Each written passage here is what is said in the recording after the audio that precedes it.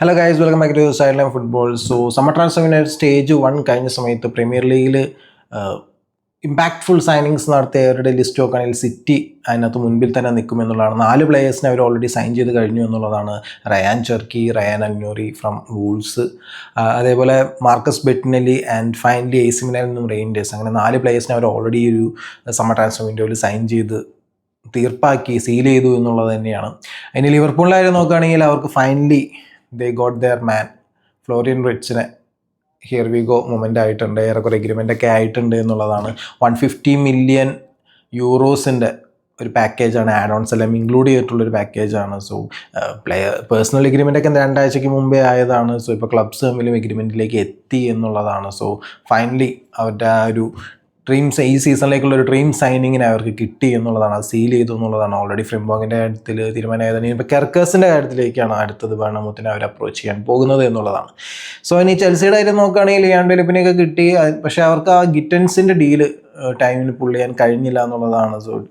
ഗിറ്റൻസിൻ്റെ 50 million യൂറോസിൻ്റെ last ഒരു ബിഡും ബൊറൂസിയ ഡോട്ട്മുണ്ട് അത് റിജക്റ്റ് ചെയ്തു എന്നുള്ള തന്നെയാണ് കേൾക്കുന്നത്. ആൻഡ് അതേപോലെ മൈക്ക് മേഗ്നാൻ്റെ ഗോൾ കീപ്പർ, AC മിലാൻ്റെ ഗോൾ കീപ്പറായ മൈക്ക് മേഗ്നാൻ്റെ ഡീലിൽ നിന്നും ചെൽസി പുൾ ഓഫ് ചെയ്തു എന്നാണ് കേൾക്കുന്നത്.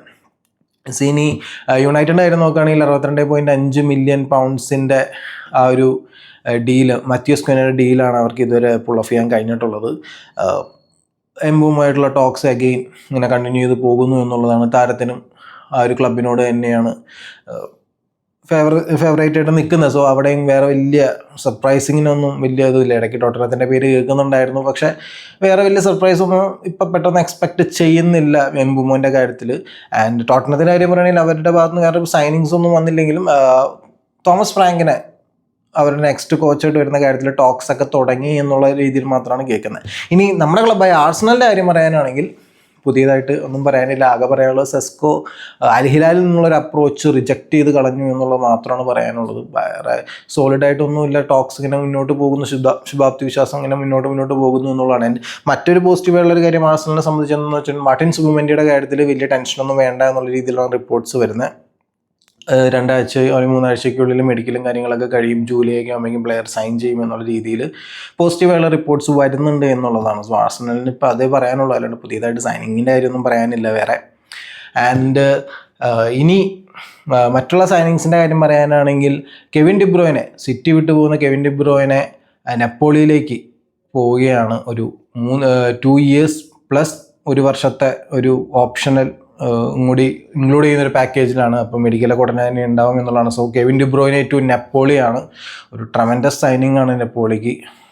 കെവിൻ ഡിബ്രോയിനെ പോലെ ഒരു ബോൾ പ്ലെയർ, ഒരു വലിയ സൈനിങ് തന്നെയാണ്. അതേപോലെ ആഴ്സണലായിട്ട് ചെറുതായിട്ടൊരു ലിങ്ക് ഉണ്ടായിരുന്നൊരു പ്ലെയർ ആയിരുന്നു, ലിങ്ക് എന്ന് പറയാൻ പറ്റില്ല, റൂമേഴ്സ് എന്ന് വേണമെങ്കിൽ പറഞ്ഞു കേട്ടിരുന്നൊരു പ്ലെയർ ആയിരുന്നു ലെറോയ് സാനെ, ബയൺ മ്യൂണിച്ചിൻ്റെ ഫ്രീ ഏജൻ്റ് ആവാൻ പോകുന്ന വിങ്ങർ.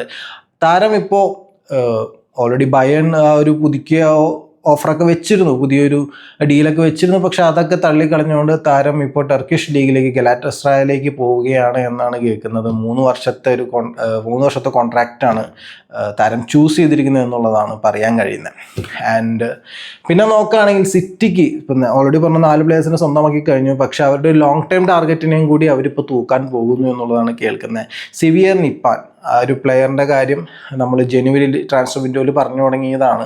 ആ സമയത്ത് ആഴ്സണലിൽ ഇൻട്രസ്റ്റഡ് ആയിരുന്നു എന്നുള്ള രീതിയിലാണ് ആ സമയത്തുള്ള റൂമേഴ്സൊക്കെ വെച്ചിട്ട്. അന്ന് സിറ്റിയും ഇൻട്രസ്റ്റഡ് ആയിരുന്നു, ആസ്റ്റൺ വില്ല ഇൻട്രസ്റ്റഡ് ആയിരുന്നു. ആ ഒരു സമയത്ത് സിറ്റി പ്ലെയറിനെ മാഞ്ചസ്റ്ററിലേക്ക് കൊണ്ടുവരികയും സ്റ്റേഡിയം ടൂറും കാര്യങ്ങളൊക്കെ നടത്തിയതുമാണ്. പക്ഷെ പ്ലെയർ അന്ന് ആ ഒരു ഓഫർ നിരസിച്ചു എന്നുള്ള രീതിയിലാണ് അന്ന് റിപ്പോർട്ട്സൊക്കെ വന്നത്. പക്ഷേ ഇപ്പോൾ റിപ്പോർട്ട്സ് വരുന്ന അനുസരിച്ച് സിറ്റി ഏറെക്കുറെ അടുത്തെത്തി, പേഴ്സണൽ എഗ്രിമെൻറ്റ് എത്താറായി എന്നുള്ളതാണ്. നോർവേജിയൻ വണ്ടർ കിഡാണ് ഈ ഒരു പ്ലെയർ. ഇപ്പോൾ അറ്റാക്കിംഗ് മിഡ്ഫീൽഡായിട്ട് പ്ലേ മേക്കറായിട്ട് കളിക്കുന്ന ഒരു പ്ലെയറാണ്.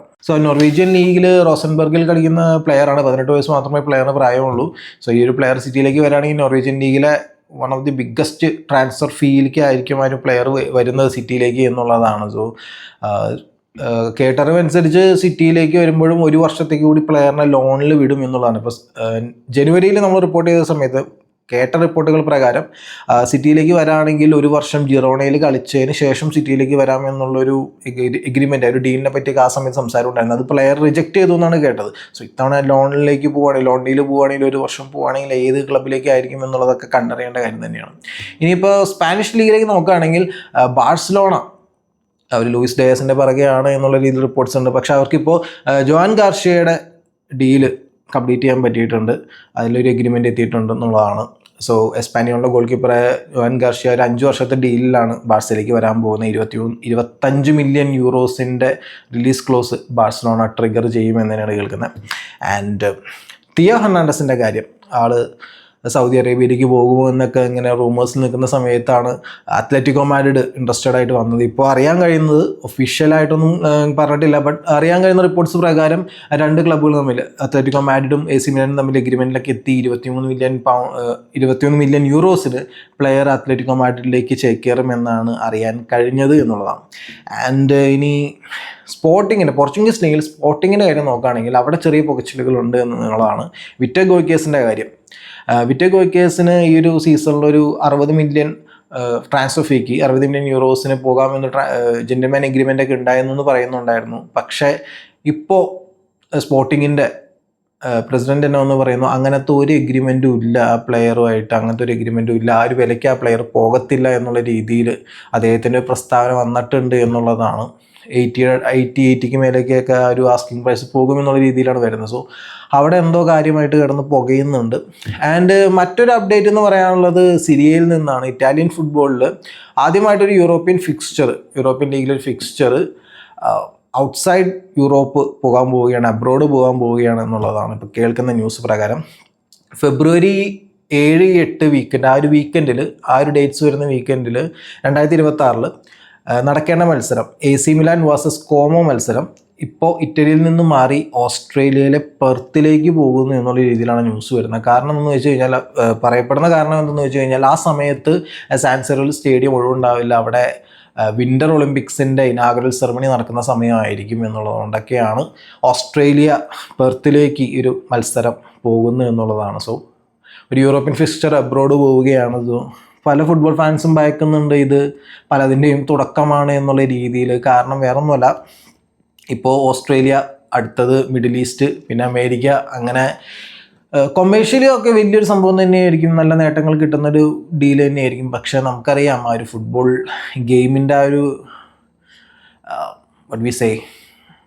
ആ ഒരു ഫാൻഷിപ്പിനെ ബാധിക്കുന്നതെന്ന് വെച്ചാൽ ഒരു എസൻസിനെ ബാധിക്കുന്ന ഒരു കാര്യമായിട്ട് അതിനെ ഫീൽ ചെയ്യുന്നുണ്ടാവുക. ആ ഒരു ലോക്കൽ ടച്ച് ഓരോ ക്ലബിൽ നിന്നും വിട്ടുപോകുന്ന, ആ ഒരു ലൊക്കാലിറ്റിയിൽ നിന്നും വിട്ടുപോകുന്നത് ഫാൻസിനായാലും, ഇപ്പോൾ ആ രാജ്യത്തില്ലാത്ത ഫാൻസിനാണെങ്കിൽ കൂടി അധികം ആക്സെപ്റ്റ് ചെയ്യാൻ താല്പര്യമില്ലാത്തൊരു കാര്യം തന്നെയാണ് എന്നുള്ളതാണ്. സോ ഇതൊരു തുടക്കമാണോ എന്നുള്ളത് ഒരുപാട് പേര് ഭയപ്പെടുന്നുണ്ട് പലതിൻ്റെയും. ഇപ്പോൾ മറ്റ് ലീഗുകളും ഇത് ഇനി തുടങ്ങി അഡാപ്റ്റ് ചെയ്യാം, വലിയ ദൂരമൊന്നുമില്ല എന്നുള്ളതാണ് പല ഫാൻസും ഷെയർ ചെയ്യുന്നത്. കാരണം കൊമേഴ്ഷ്യലി ഞാൻ പറഞ്ഞല്ലോ, കൊമേഴ്ഷ്യലി നല്ലൊരു സംഭവം തന്നെയാണ്, കൂടുതൽ റീച്ച്, കൂടുതൽ മണി, അതൊക്കെ സത്യം തന്നെയാണ്. പക്ഷേ ആ ഒരു ഫുട്ബോൾ പ്രാക്ടീസസിന് വിപരീതമായിട്ട് സംഭവിക്കുന്നതാണ് ഈ അബ്രോഡ് പോവുക എന്നുള്ളതൊക്കെ, ഈ ലീഗ് ഫിക്സ്ചേഴ്സ് എല്ലാം കാര്യങ്ങളൊക്കെ. സോ ലെറ്റ്സ് സീ എന്താണ് നിങ്ങൾക്ക് അതിനെക്കുറിച്ചുള്ള അഭിപ്രായങ്ങളും കാര്യങ്ങളും എന്താണെന്നുള്ളതൊക്കെ താഴെ കമൻറ്റ് സെക്ഷൻ ഏർപ്പെടുത്തുക. സോ ട്രാൻസ്ഫർ വിശേഷങ്ങളൊക്കെ അടങ്ങിയ മറ്റൊരു വീഡിയോ ആയിട്ട് കാണുന്നവർ, this is Alexander signing off and have A nice day.